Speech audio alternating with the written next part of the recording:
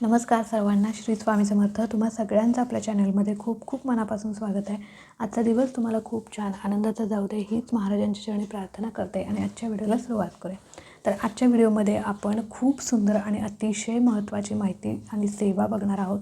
तर बघा, लवकर नवीन वर्ष चालू होतं आहे आणि या नवीन वर्षामध्ये आपण अनेक सेवा बघितलेल्या आहेत किंवा सुरुवात कशी करायची नवीन वर्षाची हे पण बघितलं आहे. तर बघा, लवकरच या नवीन वर्ष आपलं आलं की आपलं एक काम असतं, म्हणजे ॲटलिस्ट मी तरी करते की नवीन कॅलेंडर आलं की पहिल्यांदा मी महाराजांचा वाढदिवस आणि माझा वाढदिवस मला पहिल्यापासून बघायची सवय आहे आणि बऱ्याच जणांना ती सवय पण असेल. तुम्हाला आहे का? मला नक्की कमेंटमध्ये सांगा की नवीन कॅलेंडरला की मी दुसरं तिसरं काही बघत नाही, फक्त महाराजांचा प्रकट दिन आणि माझा वाढदिवस कधी आलेला आहे म्हणजे आधीपासूनच मला सवय आहे. तर म्हणजे कोणत्या दिवशी आलेला आहे. तर यावर्षी स्वामी पुण्यतिथी आणि स्वामींचा प्रकट दिन एप्रिलमध्ये आहे आणि प्रकट दिनानिमित्त आपल्याला किंवा पुण्यतिथीनिमित्त आता प्रकट दिना आता जी काही आपण सेवा बघणार आता तुम्हाला थंबनेलवरून कळालंच असेल की कोणती सेवा ती तुम्ही प्रकट दिनापर्यंत पण करू शकता आणि पुण्यतिथीपर्यंत पण करू शकता. ठीक आहे, दोन्ही म्हणजे प्रकट दिन आणि पुण्यतिथी कधीहीपर्यंत तुम्ही करू शकता. प्रकट दिनापर्यंत तुम्हाला करायचे असेल तर प्रकट दिनापर्यंत करू शकता, पुण्यतिथीपर्यंत करायचे असेल तर पुण्यतिथीपर्यंत करू शकता. तर आता सेवा कशी करायची, कधीपर्यंत करायचं हे तुम्ही ठरवा. सेवा कशी करायची ते मी सांगते. तर चला आजच्या व्हिडिओला सुरुवात करूया. तर आजचा व्हिडिओ जो आहे तो प्रकट दिनानिमित्त किंवा पुण्यतिथीपर्यंत स्वामींनी आपल्याला जो काही अनमोल ठेवा दिलेला आहे तो म्हणजे तारक मंत्र. तर तारक मंत्राचं आपल्याला अनुष्ठान कसं करायचं ते त्याच्यावरती आजचा व्हिडिओ असणार आहे आणि अगदी सुंदर सेवा आहे. जगाच्या पाठीवर या सेवेला तोड नाही. लक्षात घ्या, ना कुठलं पारायण वाचायला लागणार आहे, ना तुम्हाला तासभर बसायला लागणार आहे, ना कोणती पूजा मांडणी, काहीच नाही. पण तुमचा प्रत्येक प्रश्न या सेवेने मार्गी लागणार आहे. तुमचं आयुष्यात कितीही मोठा प्रश्न असो, संतानप्राप्ती असेल, नोकरी असेल, विवाह असेल, कुठलाही मुलांचा काही प्रश्न असेल, कुठलाही प्रश्न या सेवेने सुटणार आहे. या सेवेने अनेकांचं कल्याण म्हणजे अनेकांचं म्हणण्यापेक्षा असंख्य स्वामी भक्तांचं या सेवेने कल्याण झालेलं आहे. 30-30 लाखाची नोकरी या सेवेने लागलेली आहे, गव्हर्मेंट जॉब लागलेले आहेत, संतान प्राप्ती झालेली आहे, विवाह जुळलेले आहेत, घटस्फोटापर्यंत मोडलेला आलेला संसार पुन्हा जुळलेला आहे. इतकी प्रभावी ताकद या सेवेमध्ये आहे. म्हणून तुमच्या आयुष्यात जर एखादी समस्या आहे आणि तुम्हाला वाटतं की नाही बाबा ही गोष्ट ही इच्छा पूर्ण व्हावी असं तुम्हाला वाटतं आहे, पण ती होणार नाही असं तुम्हाला वाटतं आहे आणि नाही बाबा अशक्यच आहे ही गोष्ट, तर ती गोष्ट शक्य होईल या सेवेने. इतकी प्रभावी सेवा आहे. तुम्ही एकदा करून बघा आणि अनुभव घेऊन बघा. ज्यांनी ही सेवा केली त्यांना अनुभव 1001% आलेला आहे. लक्षात घ्या. म्हणून हे पण सेवा करत असताना ना काही नियम अटी आहेत त्या पाळून जर आपण काही सेवा केल्या तर नक्कीच त्या सेवेचा पूर्ण आणि त्वरित अनुभव आपल्याला येत असतो. तर आता तारक मंत्राचं महत्त्व आपल्या सगळ्यांना माहीत आहे. तारक मंत्र हा महाराजांनी दिलेला एक आपल्याला अनमोल ठेवा आहे. महाराजांनी स्वतः सांगितलेलं आहे की जो आमचा तारक मंत्र म्हणतो त्याला आम्ही कुठल्याही कधीही कुठल्याही संकटातून तारतोच. जर तुम्हाला एखाद्या आड रस्त्यात एखादं संकट आलं आहे त्यावेळी तुम्ही तिथे तारक मंत्र म्हणा, बघा त्या संकटातून मार्ग निघण्यासाठी तुम्हाला नक्की म्हणजे बाहेर पडण्यासाठी काहीतरी मार्ग मिळणार, हे लक्षात घ्या. अगदी छोटं काही पण असो, बाबा हे आता मी कसं करू, ही अशी परिस्थिती उद्भवली, मी काय करू, तर तुम्ही तारक मंत्र म्हणा, नक्की त्यातून काहीतरी मार्ग तुम्हाला मिळणार, काहीतरी प्रकाशाचा झोत तुम्हाला दिसणार. इतकं प्रभावी आणि जलद अनुभव देणारा हा तारक मंत्र आहे. तर आता तारक मंत्राचं अनुष्ठान किंवा 108 दिवसाचं अनुष्ठान, 51 दिवसाचं, 21 दिवसाचं, 11 दिवसाचं अनुष्ठान, 3 दिवसाचं अनुष्ठान कसं करायचं.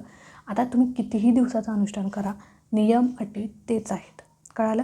आता पुण्यतिथी प्रकट दिनानिमित्त तुम्ही 108 दिवसाचं जर तुम्ही तारक मंत्राचं अनुष्ठान केलं तर खरंच सांगते तुमच्यासारखा भाग्यवान कोण नाही. आणि कितीही गंभीर समस्या असो त्या गंभीर समस्येतून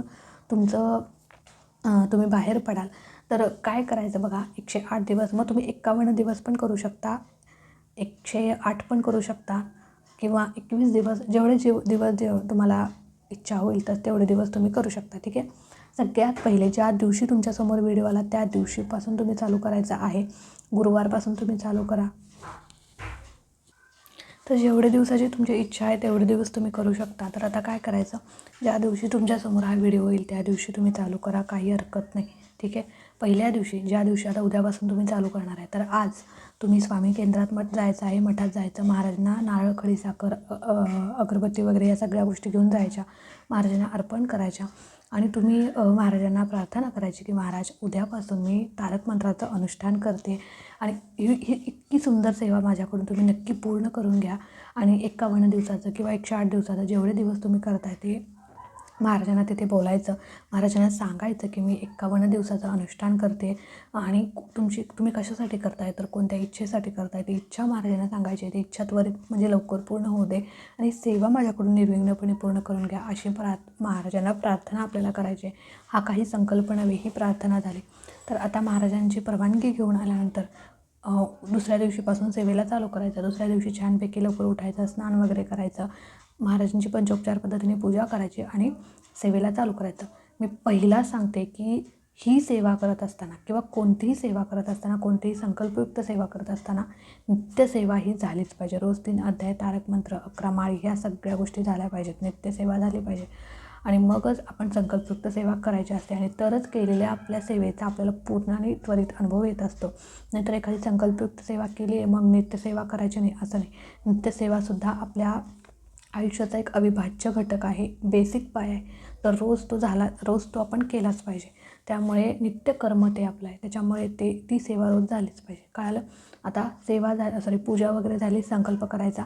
संकल्प करत असताना तुम्हाला हातामध्ये फूल, अक्षता, हळद, कुंकू, पाणी घ्यायचं आणि संकल्प करायचा. तुमचं नाव बोलायचं, गोत्र बोलायचं, गोत्र माहीत नसेल तर कश्यप म्हणायचं आणि तुम्ही किती दिवसाचं तारक मंत्राचं अनुष्ठान करताय, 3 दिवस, 11 दिवस, 21, 108 जितके दिवसाचं करताय ते बोलायचं आणि कशासाठी करताय ही तुमची इच्छा बोलायची आणि निर्विघ्नपणे ही सेवा पूर्ण करून घ्या अशी महाराजांना प्रार्थना करायची आणि संकल्प सोडायचा.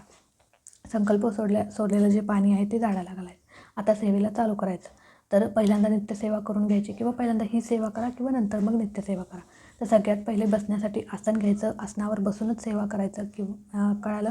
आता जे काही नियम अटी आहेत ते नियम अटी पाळून जर तुम्ही सेवा केला तर 100% नव्हे 1001% सेवा चालू असतानाच तुम्हाला अनुभव येईल, यात काही शंका नाही आणि सेवा पूर्ण होण्याआधी तुम्हाला अनुभव येईल.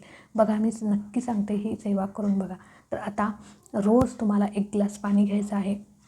सेवेला बसण्याआधी 1 ग्लास पाणी घ्यायचं, त्याच्यामध्ये 3 बोटे तुम्हाला बुडवायचे आहेत किंवा उजवा हात जो आहे तो त्याच्यावरती ठेवायचा आहे. कळालं?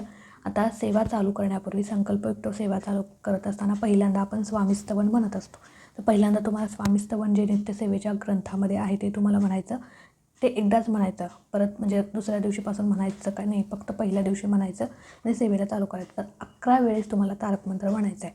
ताई 1 वेळा म्हणू का, 2 वेळा म्हणू का? नाही, 11 वेळेस तुम्हाला तारक मंत्र म्हणायचा आहे आणि तारक मंत्र हा अशा प्रकारे म्हणायचा की ज्याने आपली सेवा पूर्णत्वास जाईल अशा प्रकारे तो तारक मंत्र म्हणायचा आहे. जी सेवा आपल्याला कळेल, तारक मंत्र आपल्याला कळेल, त्याचे बोल आपल्याला कळतील अशा प्रकारे तारक मंत्र म्हणायचा आहे. नाहीतर उगाच उठायचं, निशंक होई रे म्हणा, निर्भय हो म्हणा, प्रचंड स्वयं बळबडचे नित्यार म्हणा, तर केवळ शिक्षक करतील स्वामी, असं नाही. निशंक होई रे म्हणा, निर्भय होई रे म्हणा. भले तुम्ही चालीरीतीत म्हणू नका, फक्त शब्द भांडार तुम्ही ते वापरा. निशंक होई रे म्हणा, निर्भय होई रे म्हणा, प्रचंड स्वामी बळ पाठीशी नित्य आहे रे म्हणा. अतर्क्य अवधूत हे स्मरतगामी, अशक्यही शक्य करतील स्वामी. जिथे स्वामी पाय तिथे न्यून काय, स्वये भक्त प्रारब्ध घडवी हिमाय. आज्ञे विनकाळही न नेई त्याला, परलोकीही ना भीती तयाला. तर असं जे काही आहे ते अशा टोनमध्येच तुम्हाला म्हणायचं आहे. उगाच फास्ट बोलून त्याचा काही उपयोग नाही. तुम्हाला जॉब आहे, गडबड आहे, मान्य आहे, पण तुम्ही सेवाच करू नका ना. मग उगाच हुकमपट्टी काय कामाची आहे? तुम्हाला सेवा करायची आहे ना, मनापासून करा, श्रद्धेने करा, विश्वासाने करा, त्यात तुमचं सगळा जीव ओतून ती सेवा करा, तरच ती सेवा पूर्णत्वास जाईल, महाराजांच्यापर्यंत पोहोचेल. नाहीतर उठल्या मी एक सांगू का, तुम्हाला सकाळी जर जॉबला ऑफिसला जायची गडबड असेल तर तुम्ही सकाळी सेवा नका करू, फक्त देवपूजा करा आणि आल्यानंतर कामावरून घरी आल्यानंतर छान स्वच्छपैकी हातपाय धुवा आणि मग सेवा करा. सकाळी गडबडीत तुम्ही जाणार, ती सेवा करणार, तुम्हाला जायची गडबड, ती सेवेची गडबड, बाकीचं काय तुमचं काम आवरायचं असतं त्याची गडबड, मग जाताना एक वस्तू घेतली नाही घेतली हे त्याची चिडचिड, त्यापेक्षा ती नकोच. त्यामुळे निवांत ज्यावेळी असतो ना तुम्हाला वेळ, त्यावेळी सेवा करा. संध्याकाळी 11 वाजता जरी तुम्ही सेवा केलीत ना तरी चालेल, पण ह्याचा एक नियम आहे की तुम्ही सेवा जी करताय ती फिक्स टायमिंगमध्ये करायची. सकाळ तर सकाळ, संध्याकाळ तर संध्याकाळ असे तुम्हाला सेवा करायचं आहे. एखाद दिवस इकडे तिकडे झालं तरी चालेल, पण सकाळ करणार असेल तर रोज सकाळीच करायचे, संध्याकाळी जर करणार असेल तर रोज संध्याकाळीच करायचे. ठीक आहे. नियम अटी काय आहेत? तर आता ते तीर्थ आहे बघा, ते आपण जे ग्लासमधलं घेतलेलं तीर्थ आहे किंवा सॉरी पाणी आहे, ते पाणी नसतं. आपण सेवा केल्यानंतर ते तीर्थ बनतं. तारक मंत्राचे लहरी, तरंग आणि जी काही शक्ती आहे तारक मंत्राची त्यामध्ये उतरलेली असते आणि उच्च कोटीचं, या जगाच्या पाठीवरच्या उच्च कोटीचं तीर्थ ते बनलेलं आहे. त्याच्यामुळे त्याला कशाचीच तोड नाही, अगदी अमृता समान ते असतं. त्याच्यामुळे ते तीर्थ तुम्ही कुणासाठी सेवा केली आहे त्याला द्यायचं. तुम्ही स्वतःसाठी केली असेल, मला जॉब मिळावा म्हणून ते स्वतः ग्रहण करायचं, किंवा कुठलीही एखादा आजारी व्यक्ती आहे त्याच्यासाठी तुम्ही सेवा केली त्याला द्यायचं. मुलं हट्टीपणा चिडचिडपणा करतात म्हणून तुम्ही सेवा केली त्या मुलांना ते द्यायचं, किंवा घर सुखी, घरासाठी अख्ख्या तुम्ही म्हणजे सेवा केली असेल तर ते सगळ्या घरातल्या लोकांना द्यायचं आणि थोडं तीर्थ राहिलं तर घरात आपल्या शिंपडायचं. कारण आपल्या घरातील निगेटिव्हिटी ज्यावेळी दूर होईल त्यावेळेस आपलं घर प्रसन्न राहील आणि आपलं घर प्रसन्न असेल तर आपण प्रसन्न राहू, लक्षात घ्या. म्हणून आपण सुद्धा ते तीर्थ ग्रहण करायचं आणि थोडंसं आपल्या फुलाने श्री स्वामी समर्थ श्री स्वामी समर्थ म्हणत टॉयलेट आणि बाथरूम सोडून सगळ्या घरामध्ये शिंपडायचं. ठीक आहे. आता ही सगळी सेवा करून झाल्यानंतर रोज 11 वेळेसच तारक मंत्र म्हणायचा, 2 वेळा, 5 वेळा, 3 वेळा नाही, 11 वेळेसच म्हणायचं. रोज कंटिन्यू तुम्हाला त्याची सेवा करायची आहे. फक्त संकल्प करत असताना तुम्ही अखंड शब्द वापरू नका, कारण अखंड ज्यावेळी आपण बोलतो त्यावेळी ती लगातार म्हणजे रोजच्या रोज सेवा घडलीच पाहिजे असं असतं. मग आपल्या हातून तसं घडत नाही, कारण आपलं मासिक धर्म येतो, काहीतरी अडचणी येतात, त्यामुळे सेवा लगातार घडणं शक्यच नसतं. ज्यावेळी तुम्हाला मासिक धर्म, आता ह्याचे नियम अटी काय, म्हणून अखंड हा शब्द बोलायचा नाही, यथाशक्ती म्हणायचं असं म्हणायचं, किंवा अखंड हा शब्द अजिबात बोलायचं नाही. कळालं? आता ह्याचे नियम अटी काय आहेत? जेवढे दिवस तुम्ही सेवा चालू करणार आहात, किंवा 108 दिवस किंवा 11 दिवस, 21, 51 जेवढे दिवस बोलला आहेत तेवढे दिवस मांसाहार कडकडीत वर्ज्य करायचा. त्याच्यानंतर मांसाहार वर्ज्य आणि परान्न वर्ज्य. परान्न ज्या दिवशी ब्रह्मचर्याचं विलंघन होईल त्या दिवशी, दुसऱ्या दिवशी पूर्ण म्हणजे स्वच्छ डोक्यावरून नहायचं आणि मगच सेवेला चालू करायचं. परान्न पूर्ण वर्ज्य करायचं. सेवेचा तुम्हाला 100% अनुभव हवा असेल, त्वरित अनुभव हवा असेल तर परान्न पूर्ण वर्ज्य. तुम्ही आईच्या हातचं, बहिणीच्या हातचं, तुमच्या घरचं खाऊ शकता, पण बाहेरचं कोणी काही दिलं तर ते खायचं नाही. स्वतःचे पैसे देऊन तुम्ही काहीही बाहेर खाऊ शकता, पण दुसऱ्यांच्या पैशाने किंवा दुसऱ्यांच्या घरचं तुम्ही काही खाऊ शकत नाही. ठीक आहे. परान्न वर्ज्य करायचं. सुतक विटाळ आलं तर सेवा खंडित होते, परत नव्याने सेवा चालू करायची. ठीक आहे. आता ह्या सेवेचं उद्यापन कसं करायचं? शेवटच्या दिवशी 51 दिवस तुमचे पूर्ण झाले किंवा 108 दिवस तुमचे पूर्ण झाले, तर आता कसं उद्यापन कसं करायचं? तर बघा, तुम्ही केंद्रात जा, मठात जा, गरजूंना दान करा, अन्नदान करा, किंवा असं काही याला मोठं उद्यापन वगैरे नसतं आणि पूजा मांडणी पण अजिबात नसते. फक्त आपल्याला एक छोटासा पाट, त्या पाटावरती आपल्याला आपण जो पाण्याचा ग्लास घेतो आहे तो ठेवायचा आहे, बस एवढंच. बाकी याला पूजा नाही, मांडणी नाही, पारायण नाही, काही नाही. फक्त ही सेवा आपल्याला करायची आहे आणि तीर्थ जे आहे ते ग्रहण करायचं आहे. आणि सेवा जी आहे ती एका वेळेतच तुम्हाला करायची आहे. सेवा जी आहे ती मन लावून, विश्वासाने, श्रद्धेने तुम्हाला करायची आहे आणि नाहीतर उगाच केली म्हणून करायची नाही. त्याचा तुम्हाला अजिबात अनुभव येणार नाही आणि महाराजांच्यापर्यंत तर ती अजिबातच पोहोचणार नाही. त्याच्यामुळे सेवा करताना स्वतःला पूर्ण झोकून, मन लावून सेवा करा. 1001% तुम्हाला अनुभव येईल.